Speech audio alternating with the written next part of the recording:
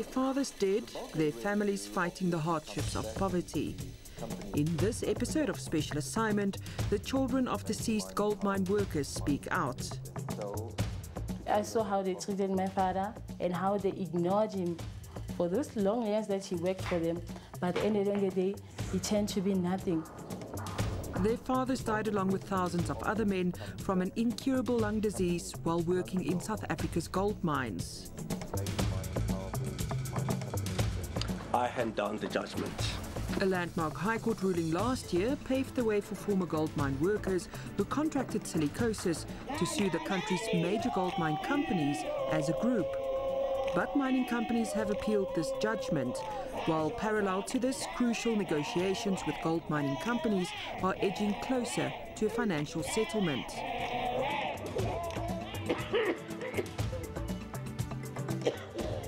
In part one, we brought you the devastating stories of sick former miners and the wives and daughters who must care for them. Will a settlement be reached in time for these and other families?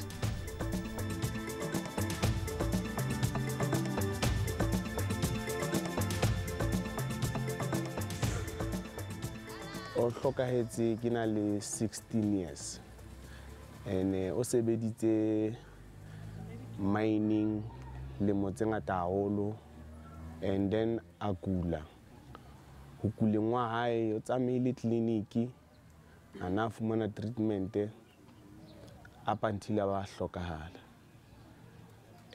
o hlokahetse jwalo a re sia jwalo le no ntho tse le forona di kopanya ha ke sa khona ho kopanya ka mokgwa kopanyang ka teng even though ke sebetsa hona mona ana sebetsa teng.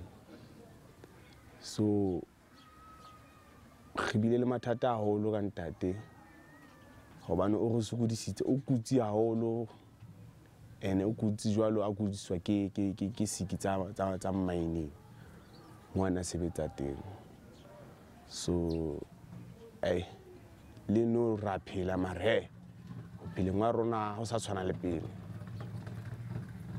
ja sebetsa hona mo a sebetsa ana sebetsa teng mara ke sa khona ho itsa ntho tse leng for ka nako ona thusa ka tsona ka tlung ga soko bona ba bua betse fela ke TB ka ba mo fa di tšhelete tsa haya tsa ma treatment ya mine 6 months ba ra sa sebetsa tlame o ya pele ka treatment o bana sa sebetsa ha fihla ka mona a kula hape ha ke mo isa Khutalang clinic anwa dipilisi o nule 8 months ba re ke yona After decades of service in the gold mines, the Mkhuna family suddenly found themselves without money, proper medical care, and the burden of caring for an ailing man. Hantlante e mo tshwere makhatlo e mo tshwere mining a tswa mining ya mo tshwara khatla bobedi le ene ke la o qetela a hlokana ke lona le kile ka bona hore ha e mo phita raro jwale ke mo bophela ha bo o bonene ke mmone hore na sa khone loja ke le ka utlwa bohloko haholo bane mme lena like ke tsholo go re sokotsa haholo ka ntate la ntsa phela ne re sokola ka yena haholo apa ntile ba hlokala mme a sokola mara ntse ke le teng lapeng ke thusana le yena ona fokotse mmeleng ke mathata stress jalo.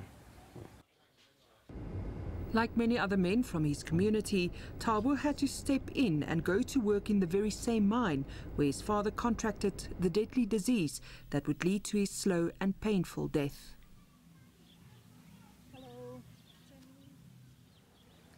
Na ho tloa bonyane ke la ka la etsa hore nka fitlhella bolo ya rene ke la ka tsa ba lo ya bonneteng bophelo sekolo ke stlwetse hobane se re sokola lapeng mo ho so sna motho a khona go thusa ka tlung ho sna ntho e kenang ya hore ka thusa ka ona lapeng mona ka ke tlama hore ke tlwele sekolo ke tle le nne ke tlo batla mosebetsi hae mona apa ntile ke o fumana ke tshwara ke thusa lapeng mona The Nkuna family meets with Hendrik Mokoena, who was trained as a paralegal by Richard Spoor attorneys, who are leading the class action. He's tasked to assist other plaintiffs in the litigation. Hendrik was also a former gold mine worker who contracted TB underground and is one of the plaintiffs in this landmark case. There is no jobs, so they just push in so that they can have something on the table, you know. It doesn't mean that they can't see the danger they are going to be in. But just because no one, you'll find that in the family, no one is working, even the mother is not working, so he or she will have to go to the mine. Hey, Lina ya sebetsa mo mining. Mare, hey, ho sebetsa ngwating safety ke hane ite mare. Hukula o sempolo ro ka o fumana hukula. So se re sebetsa because of re batla ho phela. Ha ona ka mokgwa ka etsang ka teng. Oi, hobane ke dula ke tshuile ke re mohlomong ntho e tshwereng tatwae. Then e tla mo tshwara hobane o sebetsa hona moo. Not far from Thabo Nkuna, Alice Magala and her sister live in Virginia in the Free State. In the first part of our story on former miners battling silicosis, we told the story of the Magala siblings. Alice's father died of silicosis when she was a student. With no compensation from the mines, the family had no money and Alice had to drop out of college despite her good marks and a promising future. I was at Welcome College doing business management because I wanted to open one of my business one day. That was my dream, to be someone. But then it all vanished. I remember when my father passed away, Louisa was doing grade 11.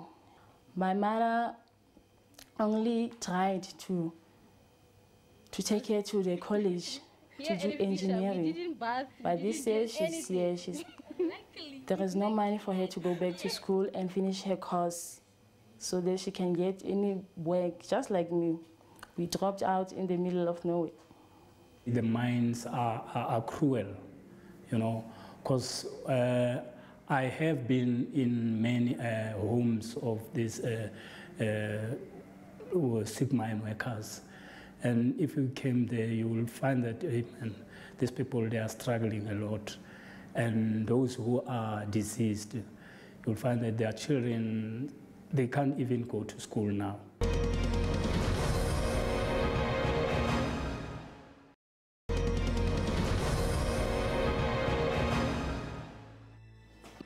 I hand down the judgment. In May 2016, the landmark judgment handed down in the Johannesburg High Court paved the way for former gold mine workers who fell ill while working in the mines to sue all of South Africa's biggest gold mine companies for compensation. Should litigation go ahead, this historic case could define the country's first ever class suit action, where a group of affected individuals could sue essentially an entire industry for compensation. But intensive talks have been taking place parallel to the litigation process and behind closed doors. And in recent reports, mining companies announced that they have estimated figures in their financial reports earmarked for a trust for affected miners. Alan Fines represents 6 of the biggest gold mine companies and says they remain hopeful to reach a settlement out of court. It's difficult to aggregate the amount because each one has accounted for it in a different way, some of them in rands, some of them in US dollars, some on a before-tax basis, some on an after-tax basis, and some on a discounted basis. However, in aggregate, the non-discounted before-tax amount seems to add up to something of the order of 5 billion rands. These are provisions, they're not yet amounts that have been committed to a fund because a settlement has not yet been reached.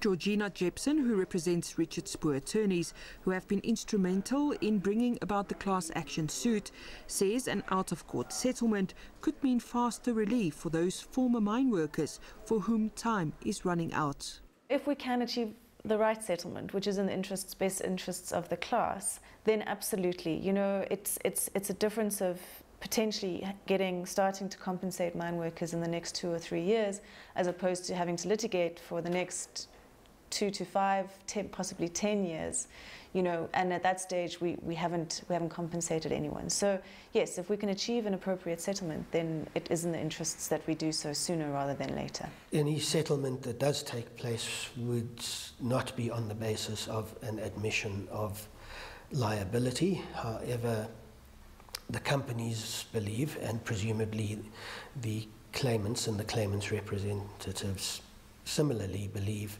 that an agreed settlement is a far better outcome for all concerned than litigation that can potentially carry on for a very long time. But exactly how many miners were affected is still up for debate. Some estimate it could be as many as 500,000 mine workers, a figure under dispute. The mines have known about silicosis and the cause of silicosis since the 1800s. Our class is only from 1965 up to certification, but it means that during that time, the mines did not comply with industry standards for dust control. If you start thinking about all the miners that worked on gold mines from 1965 up to now, we're talking about thousands of miners. The affected miners are not just South African miners. The gold mining industry made use of the migrant working system. So we're talking about miners from Lesotho, from Malawi, from Mozambique. We really are talking about a lot of people. This is a grand scale. Nyakalong is a small township in Welkom in the Free State that also forms part of the so-called goldfields of South Africa. Here, over decades, many communities have relied heavily on the mining industry for employment. Palelo Sitwayi worked in the local gold mine since the 1970s, but after almost 3 decades of hard labor underground, he fell ill. Palelo says he's got nothing to show for his life's work.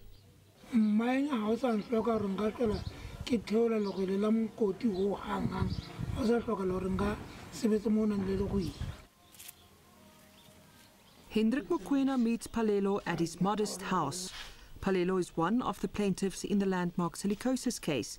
He was initially diagnosed with TB, a common misdiagnosis amongst mine workers.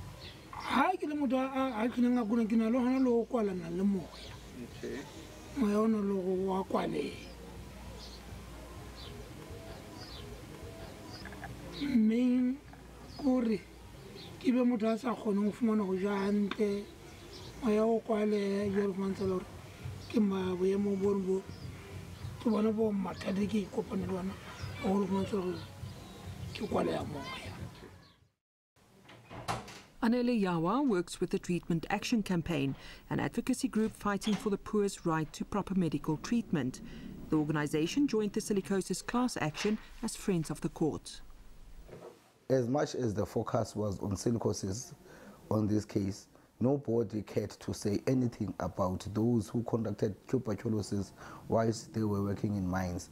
It is against that background that we as TAC, we felt that it is very much important for us to apply for this case to be admitted as friends of the court, so that we can be able to expose some of the neglect that are being caused by these mining companies not to adhere to occupational health and safety standards.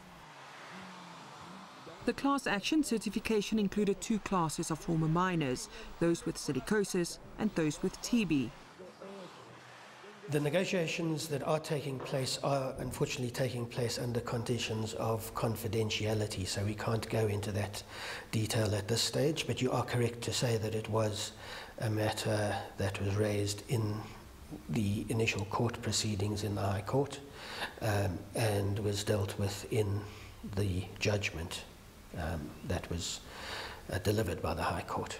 What we're talking about in this case, we're talking about justice for all, so that each and every individual can feel that sense of his dignity being recognized by the system.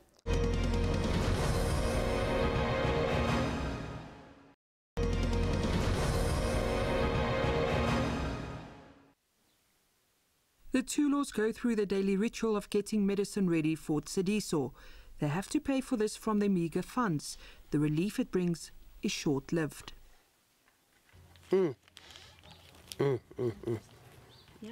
Daddy, kina ke paki.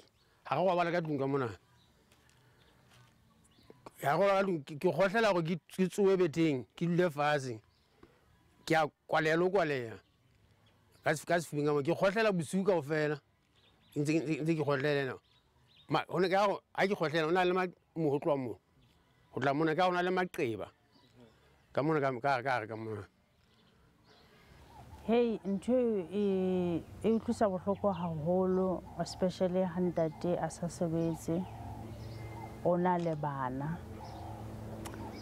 Ile a nkutlwisa bohloko ho le nna ke le ka iphumana ke tlameha hore o be le treatment e ke enwang ya high blood. Nna he ne se ke akgetse thaolo. Ke se ke bona hore ho bima fela he o bane modimo ke modimo a sa hloleheng. Ka benyane ntse ke misa udimo le tlase he di docteng a kena tšhelete kana go mo fumana hore ke thuswa ha rona ke thusa ke bana ba rona hore a fumane ho ya ngakeng.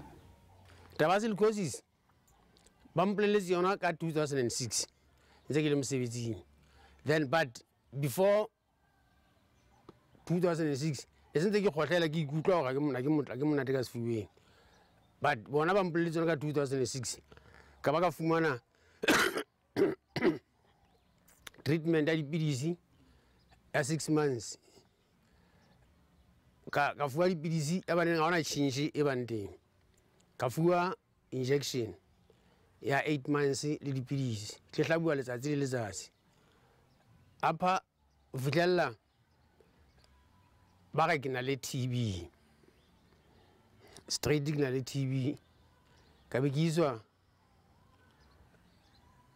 Oppenheimer ba ntwetsa straight gore ai e o tshwere. E ba ntse ke ja treatment o tloa ka nako eno ntse ke ja treatment go fitlhella ba go nna ai e ka go re iphekose o tloa moo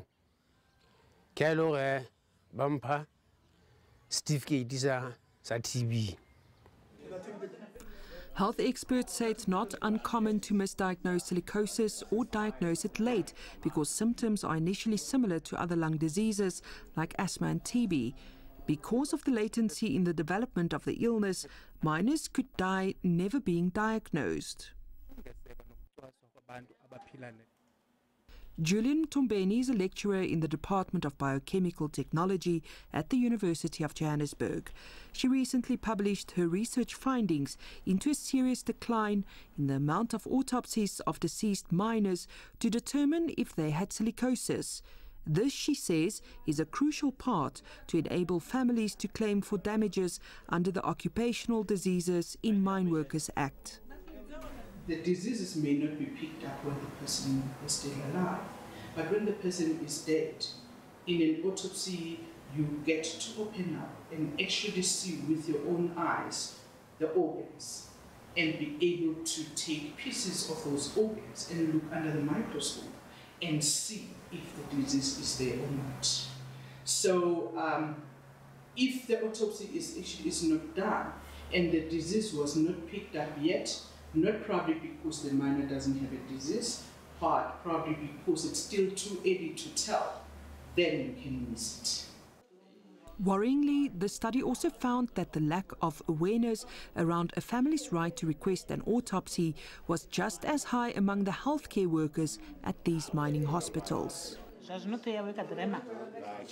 I expected that in the mine hospitals, that's where they would know more about this act.